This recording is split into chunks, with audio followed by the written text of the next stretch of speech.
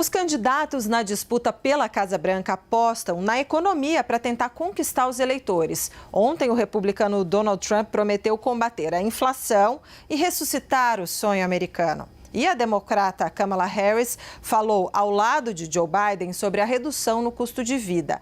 A Mariana Jangiacomo entra conosco ao vivo, direto de Nova York.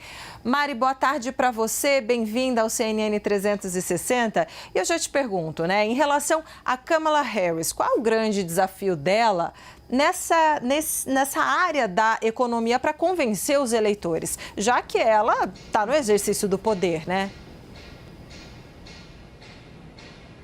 Pois é, Débora, exatamente. Ela responde, pelos índices econômicos aqui dos Estados Unidos como vice-presidente. E a economia foi justamente o calcanhar de Aquiles de Joe Biden, com a inflação que chegou a avançar em nível recorde. Agora a economia começa a melhorar, mas o americano ainda sente no bolso o peso dos preços altos. Então, realmente, a economia é um dos grandes desafios de Kamala Harris e, claro, um dos principais assuntos da eleição. Como sempre, a população insatisfeita com a economia tende a pensar mais na oposição, em buscar outras ideias. Então esse é, sim, um enorme desafio de Kamala Harris, que fez a primeira participação conjunta agora em um evento com o presidente Joe Biden desde que ele desistiu de tentar a reeleição.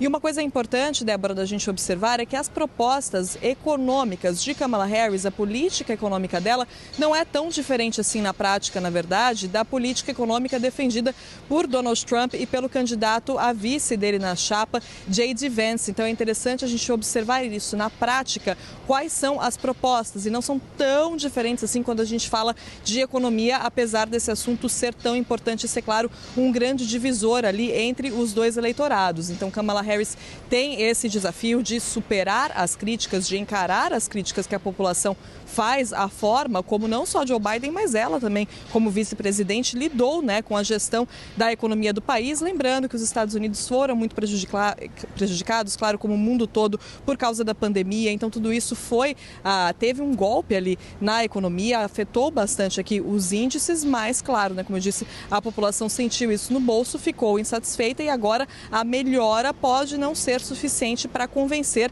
esse eleitorado. O eleitorado pode continuar buscando uma oposição por causa dessa economia. Então, é por isso que esses discursos de Kamala Harris sobre esse assunto são tão importantes, são cruciais nesse momento da campanha, em que ela tenta aproveitar o bom começo, Ela tenta aproveitar a injeção de ânimo que foi a entrada, a substituição de Biden por ela nesse começo, agora os números bons. Kamala Harris tenta aproveitar esse momento e seguir, com esse bom desempenho entre os democratas. Débora e Yuri.